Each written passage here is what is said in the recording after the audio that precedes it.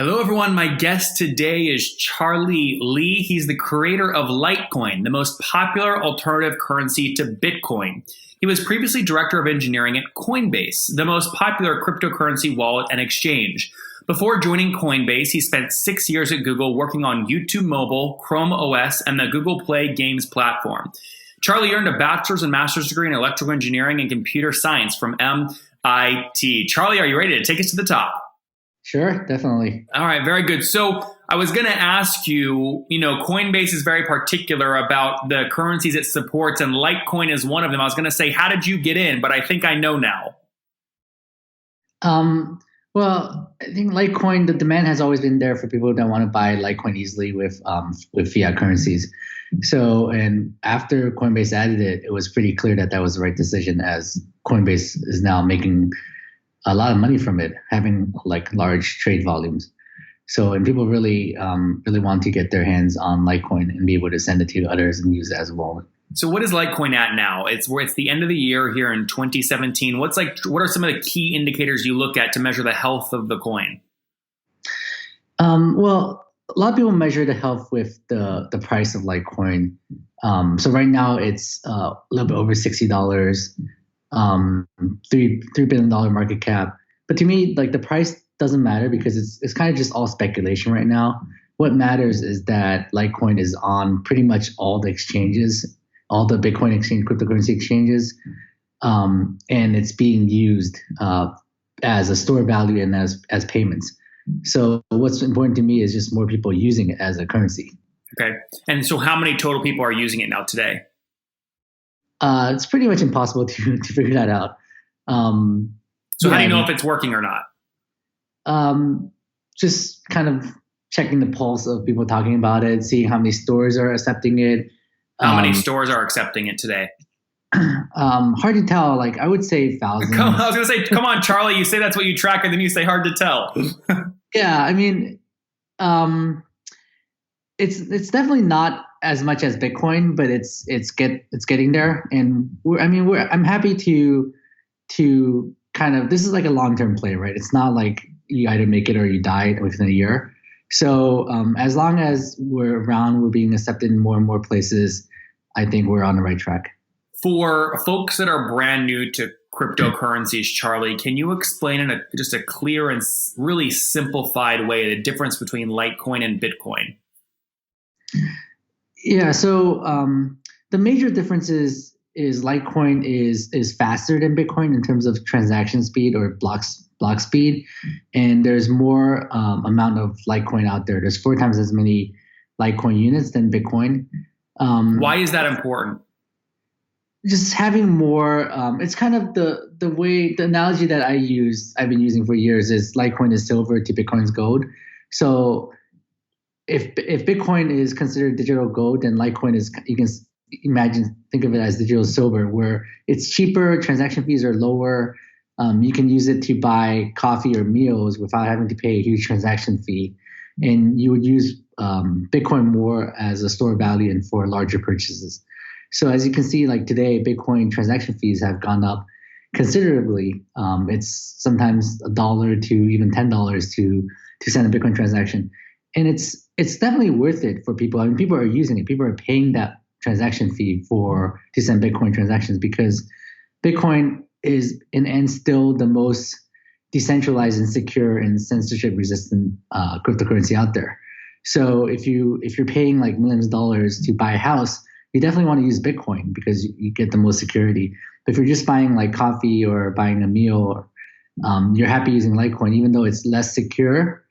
It's still like extremely secure in terms of cryptocurrency, and it's also decentralized, and it's fast. So that's kind of like my vision of seeing Litecoin and Bitcoin working together to fulfill the needs of cryptocurrency transactions. So is it kind of like in my daily life, if I go to CVS when I'm traveling to get a toothbrush, or I'm eating out at a Subway restaurant one night, I might use, again, Litecoin. But when it comes time to like buy a house or buy another car, I usually go to the bank and do a wire transfer on big stuff like that. That's more like a Bitcoin use case. Is that a good analogy?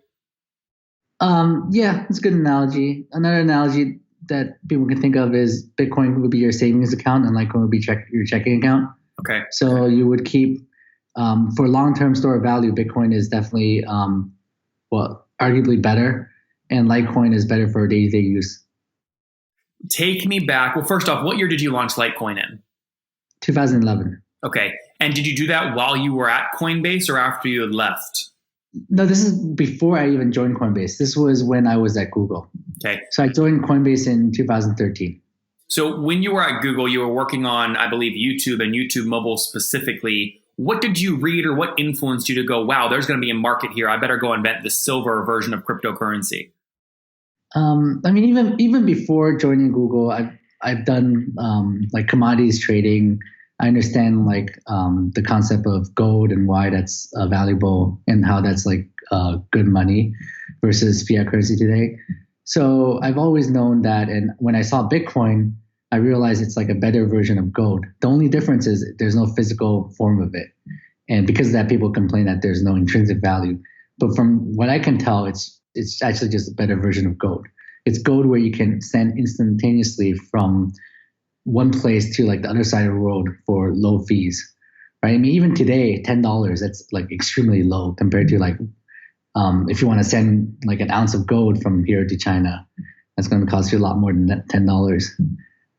So I see just basically Bitcoin being like a super competitive version of gold, and Litecoin I want to position as like as silver. Well, again, though, what influenced you early on when you were still at YouTube to say, yeah, it's time to do this? You saw at that time kind of transaction fees going up, and that's really what drove you? What drove me, I actually created Litecoin just for fun. Kind of just wanted to play around with it. But I've kind of suspected all along that Bitcoin, there won't be just one cryptocurrency. That Bitcoin, it's a kind of inevitable that the fees will go up, because in order to stay decentralized, Bitcoin has to kind of err on the side of being decentralized, having smaller blocks and having higher fees than to go the other route, which is to have large blocks but having it more centralized. So if Bitcoin wants, it's kind of like you have to choose. As the block rewards go down, you can't have the cake and eat it too. Initially, people were spoiled, where fees were low, transactions were fast, blocks were empty, and Bitcoin kind of satisfied both needs. And that's because of the block rewards. The block rewards were something that the miners were getting for free, kind of, and that will reduce over time. Initially, it was 50 Bitcoins per block, and now it's only 12.5 Bitcoins per block. Is that because there's a set amount of Bitcoin available, and that's why as demand goes up, the price will go up? There's a set supply? Yeah, there's a set supply, and it's kind of, my analogy for that, it's kind of like stock options. Initially, the company can give out a lot of stock options to their early employees. But as time goes on and the company gets bigger, the company is worth more, but they're giving out less and less stock options. Yep. Yeah. And what is so when did you know it was time to quit Google and go all in on Litecoin? I did that I didn't go all in on Litecoin in 2013. I actually went all in on like cryptocurrency. I figured out that I want to spend my day job working on cryptocurrency, Bitcoin specifically at that time. This is because even when I was at Google, I was spending a lot of my time like kind of in this space, thinking about Bitcoin, thinking about Litecoin. So I figured I should just do it full time. And Coinbase was one of the few companies that I thought had a lot of potential, because they were trying to make Bitcoin easy for the average person to use. And Bitcoin, even today, it's really complicated stuff. It's hard for most people to understand how it works, why it works, what's all the deal with all these recent forks and stuff. So making Bitcoin easy to acquire and spend and use was something that was needed and still needed. And that's why I joined Coinbase. Did you take a pay cut when you did that? I did. Yeah, I mean, at Google, the pay was good, the benefits were good. What were you? Do you mind me asking, Charlie? What were you making at Google? I want to understand what kind of pay cut you took. I was making $200,000 a year. Okay, and how big was your cut? Was it half that? It was. I'm trying to remember. It was It was half that until I negotiated for more.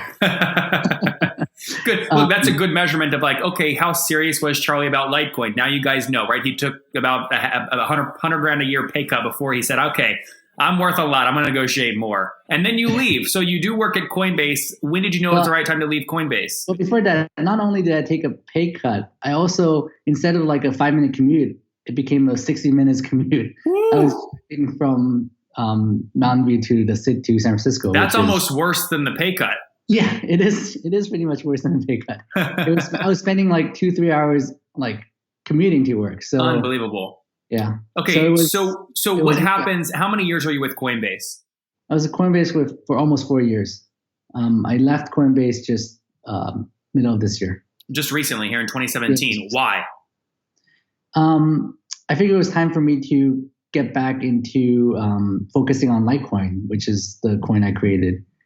And it was, I thought it was a good time for me to really spend time on Litecoin. Now, Charlie, you have to forgive me for this question, or maybe not really. Maybe you'll never forgive me, but I'm going to ask it anyway. You've obviously done well, right? I mean, I see like a $10,000 Restoration Hardware chandelier hanging behind you. I just bought the same one. I love it so much. But like, you're doing well, right? How do you?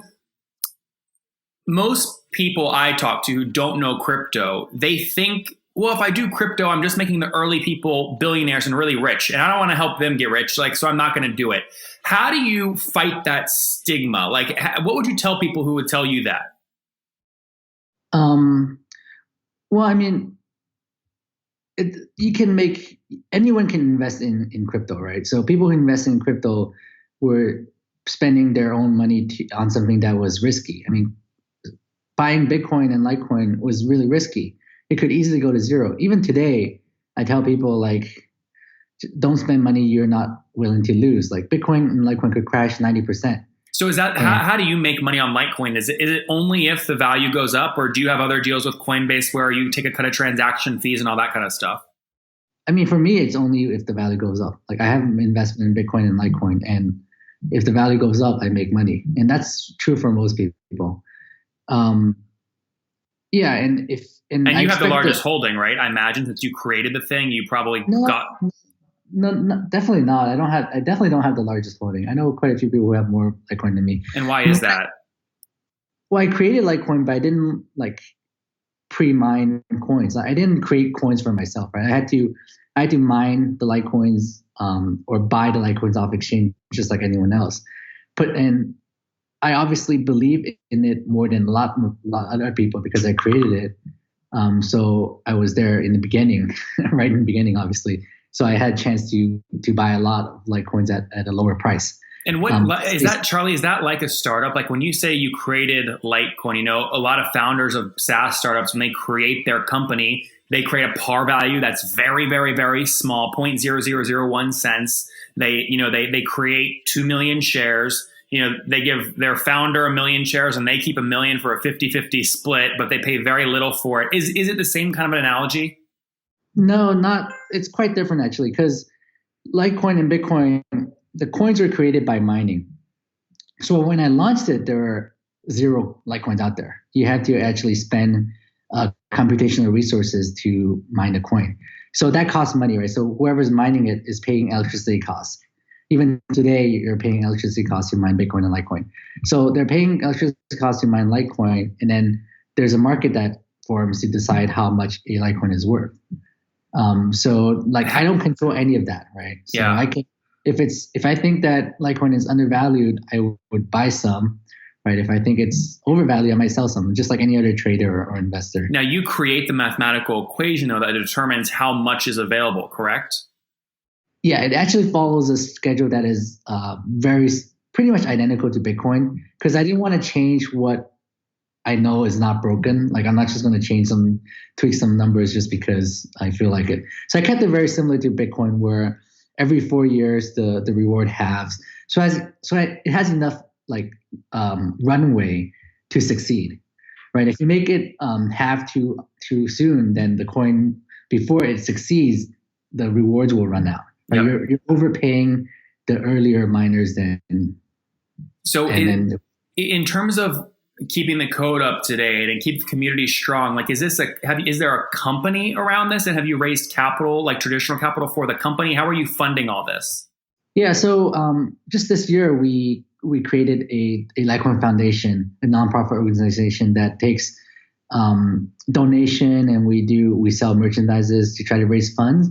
And all we do is we use that fund to pay for developers, or to pay for members of to help Litecoin, to help promote Litecoin, to help develop Litecoin. What's your team size today?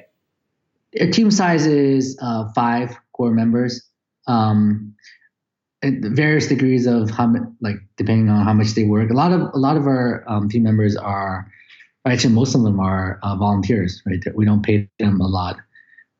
We don't pay them anything, and they work on it because of their passion. The developers you have, what are they working on developing? Like, there's not a website to maintain or anything like that. Are they like keeping hackers out, or what are they doing? Well, there's a few things we develop. So we develop like the mobile wallet. We have a iOS, Android wallet, Loaf wallet that we're developing. We also keep developing on the core protocol. So because we keep Litecoin code base very close to Bitcoin, so that we can basically take all the improvements of Bitcoin and add it to Litecoin without too much trouble. So we keep that very close. We keep it up to date. So when code gets checked into Bitcoin, we merge into Litecoin. And we also try to get stuff into Litecoin even before it's live on Bitcoin. For example, this year we activated SegWit, which is a huge improvement to the protocol on Litecoin before it activated on Bitcoin. Actually, our work, I believe, helped it get activated on Bitcoin to show that SegWit is actually a good upgrade and has none of the fear that people associate with it. Last question, Charlie, before we wrap up with the famous 5. Back in late August, Litecoin spiked up to about 81 bucks, right? It's about 60-ish now. Why did it spike in August? What's your best guess? The thing with cryptocurrency is it's all speculation, right? Back in August, there were probably people afraid of the Bitcoin hard fork. Litecoin was a good hedge against that. So people started buying up Litecoin, and it kind of snowballed and kind of shot up. And then it found its kind of the right level right now. And who knows what's going to happen? Like this has happened to Bitcoin and Litecoin all the time, where it can shoot up all of a sudden and it can. By the way, it was $3 in January this year. So good momentum, Charlie. Let's wrap up here with the famous 5. These are quick answers. Number 1, what's your favorite cryptocurrency book? Cryptocurrency book, I would say Mastering Bitcoin by Antonopoulos. Mastering Bitcoin. Number 2, is there a CEO or a leader you're following or studying? No. Number 3, what is your favorite online tool? What kind of tool? Any tool you use to run and grow the company or the foundation? Slack. Slack is a great chat program to keep the community together. Number 4, how many hours of sleep do you get every night? So on weekdays, I get 4 hours, 4.5. On weekends, maybe 8. Okay. And what's your situation, Charlie? Married, single? Do you have kids? I'm married. Any kiddos? Yeah. Are they out of the house yet, or are they young? They're young. They're young. Okay, so that might be contributing to very little sleep, huh? Yeah. How many young ones do you have? 2. 2. Okay. And last question here. How old are you today, Charlie? I'm 40. All right. Take us back 20 years. What's something you wish your 20-year-old self knew? I mean, other than investing in Bitcoin and Litecoin.